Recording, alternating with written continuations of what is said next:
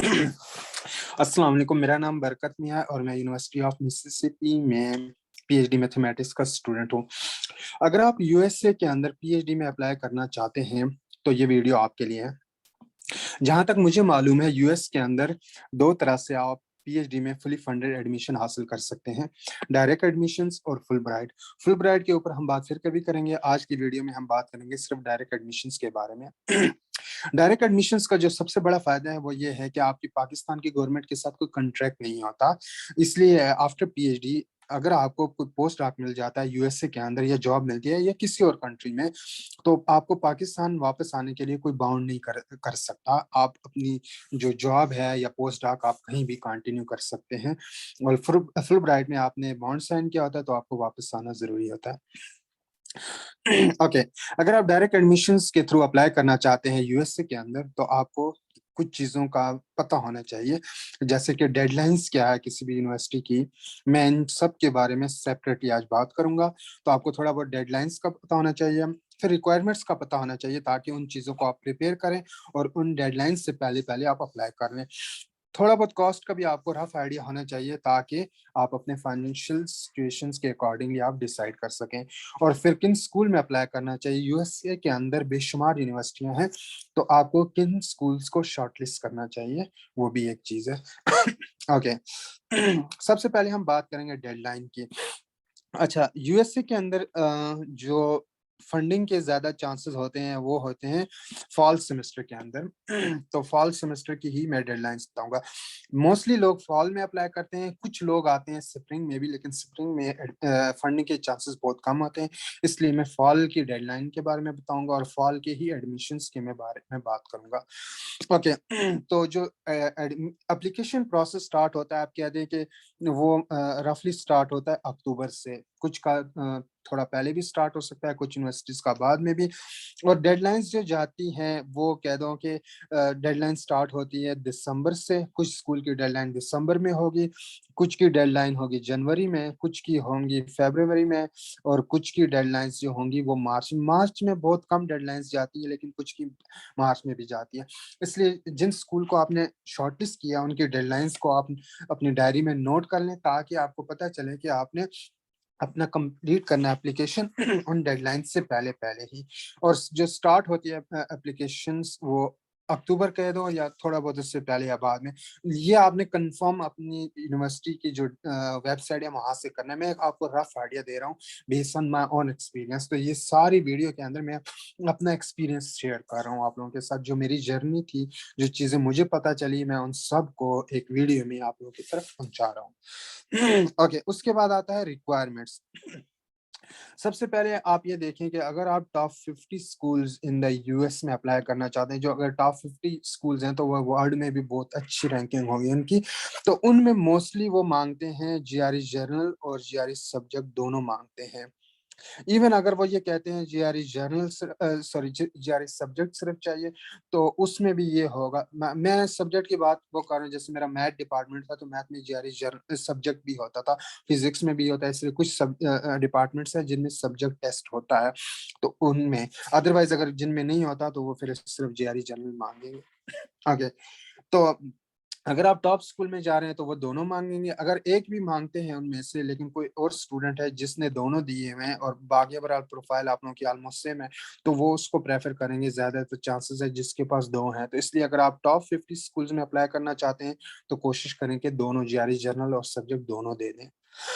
मैं इनके ऊपर सेपरेट वीडियो बनाऊंगा एक्सप्लेन करने के लिए कि ये टेस्ट किस तरह के होते हैं। आज मैं सिर्फ ओवरऑल आपको थोड़ा सा आइडिया दे रहा हूँ फुली फंडेड एडमिशन हासिल करने की रिक्वायरमेंट्स वगैरह क्या है और डेडलाइंस वगैरह क्या है। ओके, अगर आप मॉडरेट स्कूल में जाते हैं, तो दोनों में से कोई एक टेस्ट आपसे मांगेंगे, जीआरई जर्नल या सब्जेक्ट मांगेंगे। ओके, तो आप कोई एक दे दें। कुछ स्कूल ये होंगे, कुछ इक्का दुक्का स्कूल ये होंगे, वो कहेंगे कि हमें जीआरई नहीं मांगते हम, लेकिन उनमें भी आप के पास अगर जीआरई जर्नल या सब्जेक्ट है, तो आप अप्लाई कर लें। आपको देना चाहिए, क्योंकि अगर अगेन कोई और स्टूडेंट है जिसके पास जीआरई है, तो वो प्रेफरेंस उसको दे सकते हैं। इसलिए आपको पास ये टेस्ट होने चाहिए। अच्छा, अगर कोई स्कूल है वो ये कहता है कि कोई एक चाहिए, तो मेरी सजेशन, मेरा एक्सपीरियंस ये कहता है कि आपको जीआरई जर्नल देना चाहिए। उसका फायदा फ़ायदा ये है कि वो आपको टॉफ़ल जो होगा, जो कि कंपल्सरी टेस्ट है टॉफ़ल या आइल्स में से कोई एक, तो टॉफ़ल का जो है ना वो काफ़ी हद तक आपको प्रिपेयर करवा देगा। तो इसलिए मेरा एक्सपीरियंस और मेरी सजेशन जेआरई जर्नल की है। टॉफल या आइल्स में से जो आपको ईज़ी लगे आप वो दे दें। इसके अलावा अगर कोई टेस्ट इंग्लिश लैंग्वेज टेस्ट अगर वो माँगते हैं तो वो आपकी जो यूनिवर्सिटी की वेबसाइट होगी, वहाँ पे होगी तो आप चेक कर सकते हैं। स्टेटमेंट ऑफ पर्पज़ आपको जो टाइम होगा वो 15 डेज़ से लेकर 1 मंथ लग सकता है डिपेंडिंग ऑन योर अवेलेबिलिटी यानी कि आपकी अदर मसरूफियात क्या आप जॉब करते हैं साथ में या आप टीचिंग करते हैं या आपकी स्टडीज़ कंप्लीट नहीं हुई हैं, तो आपका इतना टाइम लग सकता है। अगर आप फ्री हैं तो शायद कम भी टाइम लगे लेकिन आप नॉर्मली इतना टाइम रखें क्योंकि फर्स्ट ड्राफ्ट आप लिखेंगे, उसके बाद आप किसी दोस्त से या सीनियर से आप उसको प्रूफ रीड करवाएँगे, फिर आपको कमेंट्स मिलेंगे, उनको एडिट करेंगे, सो ऑन तो ये प्रोसेस टाइम लेता है until it reaches to the best draft and ये बहुत इम्पोर्टेंट चीज़ होती है, इसलिए आपको के लिए टाइम निकालना चाहिए। उसके बाद letters of recommendations normally school 2 या 3 लेटर्स ऑफ रिकमेंडेशन माँगते हैं, जिनमें से एक जो होता है वो आपका सुपरवाइज़र आपका लिखेगा रिसर्च सुपरवाइज़र, दूसरा आपका कोई भी टीचर आपको लेटर ऑफ रिकमेंडेशन आप किसी भी टीचर से लिखवा सकते हैं, कोशिश करें उस टीचर से लिखवाएँ जिसके सब्जेक्ट में आपके बहुत अच्छे मार्क्स थे और जो आपको बहुत अच्छी तरह से जानता है। तीसरा अगर आप कोई जॉब आप ने अब कहीं जॉब की हुई है तो जॉब के हेड से लिखवाएँ। फॉर एग्ज़ाम्पल अगर आप किसी यूनिवर्सिटी में या कॉलेज में कहीं पढ़ाते हैं, तो वहाँ के हेड से लिखवाएँ ताकि वो जो जॉब का एक्सपीरियंस है वो ऐड हो जाए, तो वो आपके एप्लीकेशन में बहुत प्लस पॉइंट होगा। ख़ासकर अगर आपका टीचिंग एक्सपीरियंस है, इस तरह का एक्सपीरियंस आपकी फ़ील्ड से रिलेटेड हो, वो बहुत इम्पोर्टेंट होगा। लेकिन अगर आपने कोई जॉब नहीं की हुई है, तो कोई टेंशन की ज़रूरत नहीं है। अगर वो 3 लेटर्स माँगते हैं, तो तीसरा भी आप अपने किसी और टीचर से लिखवा सकते हैं। एक और चीज़ जब आप ये सारी चीज़ें लिखवाएँ तो उनसे ये कह दें कि कोशिश करें कि उनके जो ऑफ़िशियल ईमेल एड्रेसेस हैं उससे लिखवा लें, वो ज़्यादा इम्पैक्टफुल होते हैं सिंपल याहू या जीमेल की जो आईडीज़ हैं उनके बजाय। तो कोशिश करें जो ऑफ़िशियल आईडीज़ हैं उससे लिखवाएँ वो ज़्यादा बेहतर है। अच्छा, सिर्फ़ इन्हीं इस वीडियो पे रिलाय नहीं करना, आपने इन्फॉर्मेशन जितना ज़्यादा हो सके सीनियर से या किसी दोस्त से या किसी से भी जितनी मिलती है आपने लेनी है। तो आपने ये देखना है कि इसके अलावा कोई रिक्वायरमेंट तो नहीं है स्पेसिफिक रिक्वायरमेंट, तो आप अपनी जो यूनिवर्सिटी है जिसमें आपने शॉर्टलिस्ट किया हुआ है, उसको बहुत अच्छी तरह देखना है, उनके कोऑर्डिनेटर्स को आप ईमेल पे ईमेल करें, वो आपको हर ईमेल का रिप्लाई देंगे, ताकि आपसे कोई और रिक्वायरमेंट मिस ना हो। और आपका टाइम, पैसा और एनर्जी जो है ना वो ज़ाया ना हो। इसलिए आपने सारी रिक्वायरमेंट्स के बारे में बहुत अच्छी तरह जो है ना वो एहतियात से रिक्वायरमेंट्स के बारे में मालूमात करनी है और कोई और रिक्वायरमेंट है या नहीं इसके बारे में पता करना है। ओके, मैं आपको रफ़ आइडिया देता हूँ कॉस्ट का, थोड़ा-सा रफ़ आइडिया है, थो ऊपर-नीचे हो सकता है। जीआरई की जो आपकी कॉस्ट होगी, जीआरई जर्नल की वो कॉस्ट आप गूगल पे चेक भी कर सकते हैं। मैं एक रफ़ फिगर देता हूँ कि वो 200 होगी। इसी तरह जो टॉफ़ल की भी है, वो भी मैं आपको एक रफ़ आइडिया देता हूँ, वो $200 होगी, थोड़ा बहुत ऊपर-नीचे हो सकता है। और पर स्कूल जो आप पर स्कूल या पर यूनिवर्सिटी आपकी जो एप्लीकेशन फ़ी होगी, वो 50 से लेकर $80 आप कह दो कि ये पर स्कूल है। यहाँ पे ये जो एप्लीकेशन फ़ी है, ये आप स्कूल को ईमेल कर लें कि आप स्टूडेंट हैं, आप मैनेज नहीं कर सकते, आपका एडमिशन होगा तो आप बाद में दे देंगे, इस तरह का रिक्वेस्ट कर लें, एक सिंपल सी ईमेल में तो हो सकता है वो आपकी ये फ़ी बैक कर लें, लेकिन ये 2 तो लाज़मी है। अच्छा यहाँ पे इन चीज़ों को कॉस्ट को देख के आपने डरना नहीं है कि यहाँ पे ये $200 और ये $80 डरना नहीं है। यकीन मानिए अगर आपका एडमिशन होता है तो ये आपके आधे मंथ की सैलरी भी नहीं है। यहाँ पे जो अगर आपको फुली फंडेड एडमिशन मिलता है आप एक अच्छे स्कूल में आएँगे, यूएस के अंदर आएँगे, तो आपको कुछ तो सैक्रिफ़ाइस करना होगा। आपको ये मैनेज करना है, अगर आप जॉब करते हैं तो आप पर मंथ $50 भी आप बचा लें 3-4 मंथ में तो ये आप कवर कर सकते हैं। कोई इतनी बड़ी चीज़ नहीं है इन चीज़ों को कवर करने के लिए।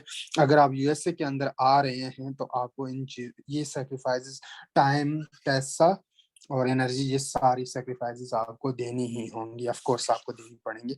तो ये आपने मैनेज करना है ये पैसा किसी भी तरह से। ओके, यूनिवर्सिटी शॉर्टलिस्टिंग क्या होगी? अच्छा, ज़्यादातर जो लोग हैं वो अप्लाई करते हैं 6 से लेकर 8 स्कूल में। आप डिपार्टमेंट की रैंकिंग देखोगे, डिपार्टमेंट की रैंकिंग क्या है उस स्कूल में, डिपार्टमेंट के साथ-साथ उस जो यूनिवर्सिटी है उसकी रैंकिंग क्या है, ठीक है? उसकी रैंकिंग क्या है, उसके अलावा आप अपना रिसर्च देखोगे कि उस डिपार्टमेंट की वेबसाइट पे जाके देखोगे कि आप जिस सब्जेक्ट में रिसर्च करना चाहते हैं, क्या वहाँ पे फैकल्टी है या नहीं है? उसके अलावा आप ये देखोगे कि वहाँ का वेदर क्या है, क्योंकि अगर आप पाकिस्तान से आ रहे हो तो यूएस के कुछ स्टेट्स एक्सट्रीम कोल्ड होते हैं, तो हो सकता है वो वेदर आपको सूट ना करें, ठीक है? उसके अलावा आपको फिर ये देखना होगा कि आपकी पाकिस्तानी कम्युनिटी है नहीं, हो सकता है ये आपके लिए इम्पोर्टेंस रखे या ना रखे, ये काफ़ी चीज़ें होती हैं, तो आपने इनके अकॉर्डिंग शॉर्टलिस्ट करना है। तो ज़्यादातर लोग 6 से 8 यूनिवर्सिटीज़ में अप्लाई करते हैं। हर यूनिवर्सिटी की जो एप्लीकेशन फ़ी होगी 50 से लेकर $80 आपके देनी होगी, ठीक है? और वो सिलेक्शन कैसे होती है? जो 2 स्कूल होते हैं वो टॉप के होते हैं। उसके अलावा 4 स्कूल आप ये कह दें कि वो मॉडरेट होते हैं या एवरेज होते हैं, और उसके अलावा बाकी 2 जो होंगे वो सेफ होंगे। मतलब क्या हुआ? आप यूएस न्यूज़ वेबसाइट पे आप जाएँगे, आपको यूनिवर्सिटीज़ की रैंकिंग मिलेगी, यूनिवर्सिटीज़ की रैंकिंग भी मिलेगी, और आपको डिपार्टमेंट वाइज़ रैंकिंग भी मिलेगी, आपके अपने डिपार्टमेंट वाइज़ किस स्कूल की रैंकिंग क्या है, लिस्ट मिलेगी। उन लिस्ट में आप जाके प्रोफ़ेसर्स को या कोऑर्डिनेटर्स को ईमेल कर सकते हैं, अपना रफ़ सा प्रोफ़ाइल सेंड कर सकते हैं, तो वो आपको बता देंगे कि आपका एडमिशन हो सकता है, नहीं हो सकता। उनके अकॉर्डिंग आपको जो टॉप के 2 स्कूल लगेंगे, ये वो स्कूल होते हैं जिनकी रैंकिंग आपके प्रोफ़ाइल के लिहाज़ से अच्छी होती है, प्रोफ़ाइल से ऊपर होती है। ये एक तरह से आप कह दो तुक्का होता है, एडमिशन हो गया तो बहुत अच्छी बात है, ये बेस्ट स्कूल कह दो। ये वो स्कूल है जो आपके जो प्रोफ़ाइल है उससे मिलते-जुलते हैं। जो आपने ईमेल्स वगैरह करके इन्फॉर्मेशन निकाली होगी, जिनका पॉज़िटिव रिप्लाई आया होगा, वो होंगे यहाँ पे। ये 2 थोड़े-से ऊपर के होंगे, और ये तो ये 2 स्कूल वो होंगे जो तो कन्फर्म कह दो कि आपका होगा कि इनमें आपका एडमिशन तो होना ही चाहिए, तो 2 ऐसे सेफ स्कूल होंगे। अगर आप इस तरह अप्लाई करते हैं तो आपको 1 या 2 में एडमिशन तो कन्फर्म आना चाहिए, और ये इम्पोर्टेंट चीज़ है, इस पे भी आपने काफ़ी टाइम लगाना है। ओके, इसके बाद मैंने क्या किया था, मैं अपना एक्सपीरियंस शेयर करता हूँ। मैंने किया था कुछ 150 से लेकर 200 स्कूल्स को मैंने ईमेल किया था। उसी से यूएस न्यूज़ वेबसाइट से मैंने स्कूल्स के नाम लिए, गूगल किया, गूगल करने के बाद डिपार्टमेंट में गया, कोऑर्डिनेटर्स को और प्रोफेसर्स को ईमेल किया, और यकीन मानिए वहाँ से मुझे जो पॉज़िटिव रिप्लाई आए थे ना, वो 20 आए थे। पॉज़िटिव रिप्लाई का मतलब ये है कि जिन्होंने मुझे ये कहा था कि आपकी प्रोफ़ाइल के अकॉर्डिंग एडमिशन मिलेगा ही मिलेगा। मैंने 20 वो मुझे मिले थे। अदरवाइज़ रिप्लाई तो ऑलमोस्ट हर यूनिवर्सिटी का आता है। ये नहीं है कि आपको ईमेल करें और रिप्लाई ना करें, वो रिप्लाई लाज़मी दे देते हैं। अच्छा, इन 20 में से फिर नेक्स्ट क्या किया था मैंने, जिस तरह मैंने बताया, मैंने अभी 8 स्कूल में मैंने अप्लाई किया था, और 8 में से मुझे जो एडमिशन मिला था वो मुझे 4 में एडमिशन मिला था। और जब आपको 2 या 2 से ज़्यादा यूनिवर्सिटीज़ में एडमिशन मिलता है तो फिर आप के पास ऑप्शन होते हैं, तो आप रैंकिंग देखते हो, वेदर देखते हो, रिसर्च देखते हो, और बहुत सी सारी चीज़ें देखने के बाद फाइनेंशियल असिस्टेंस का जो स्टाइपेंड होता है, या आपकी सैलरी कह दो, सैलरी वो देखते हो, और देखने के बाद आपको सिलेक्ट करते हो कि किस स्कूल में जाएँ। तो फिर आप बेस्ट जो होता है अमंग द गिवन ऑप्शंस, तो वो आप सिलेक्ट करते हो। तो इसमें भी थोड़ा-सा टाइम लगता है। तो अब आपको थोड़ा-सा ओवरऑल डेडलाइन्स का पता चल गया है, तो आपने इन डेडलाइन्स के अकॉर्डिंग आपने ये डिसाइड करना है कि आपने अपना जो है वो टेस्ट कब कंप्लीट करने हैं, फिर आपने एप्लीकेशन प्रोसेस में भी थोड़ा अच्छा, जब आप अप्लाई करेंगे तो वो आप डायरेक्ट जो अप्लाई करेंगे ना, वो आप डिपार्टमेंट की वेबसाइट पे जाके डायरेक्ट ऑनलाइन अप्लाई करना होगा, वो इतना ज़्यादा टाइम नहीं लगता। सिर्फ ये होगा कि लेटर ऑफ रिकमेंडेशन अपने सुपरवाइजर्स को कह दें कि थोड़ा-सा उनको कह दें कि लिख दें, ताकि वो टाइम ना लगाएँ, तो बाकी इतना टाइम टेकिंग प्रोसेस नहीं है अप्लाई करने का। जो टेस्ट होंगे वो आप अगर कंप्लीट हैं वो टाइम टेकिंग है। जीआरई वगैरह उस पे मैं सेपरेट वीडियो बनाऊँगा। अच्छा, इसके बाद अगर आप ने फॉर एग्ज़ाम्पल अप्लाई किया हुआ है दिसंबर 2023 में, इस साल के एंड में आपने अगर अप्लाई किया हुआ है, ठीक है? अप्लाई करने के बाद आपको डिसीजन आते-आते मार्च हो सकता है मार्च 2024 में आपको वो कह दें कि एडमिशन आपका मिल गया है, ठीक है? मुबारक हो, आपको एडमिशन मिल गया। ओके। इतना टाइम लग जाएगा, मार्च फरवरी तक डिसीजन आते आते हैं, कुछ अप्रैल मई जून मई तक भी जाते हैं। उसके बाद आपकी जो क्लासेस होंगी वो कब स्टार्ट होंगी? क्लासेस आप कहते हैं कि 15 से लेकर 20 अगस्त 2024, यानी कि आपने क्या किया था, दिसंबर 2023 में अप्लाई किया, दिसंबर जनवरी, मतलब जब भी अप्लाई किया यहाँ पे, और ऑलमोस्ट जो होगा वो 6 से लेकर 9 month after your application submission आपकी क्लासेस स्टार्ट हो जाएंगी, अगर आपको एडमिशन मिल जाता है। तो ये एक टाइम टेकिंग प्रोसेस है। और इससे पहले आपने जो जीआरई और टॉफल वगैरह में कितना टाइम दिया, ये आपने खुद मैनेज करना है, कि आपको ये सोचना है कि कब स्टार्ट करना चाहिए, और ये सारी चीज़ें देखनी है। ओके। तो अब अगर अगर आप कहीं से डिग्री कर रहे हैं, बीएस के लास्ट सेमेस्टर हैं, तो इन चीज़ों के बारे में सोचना शुरू कर लें कि जीआरई आपको कब देना चाहिए, टॉफल वगैरह। आपको एक ओवरऑल पिक्चर मिल गई है, तो आप अकॉर्डिंगली आप डिसाइड कर सकते हैं accordingly. Okay, so that was all for today. Thank you so much.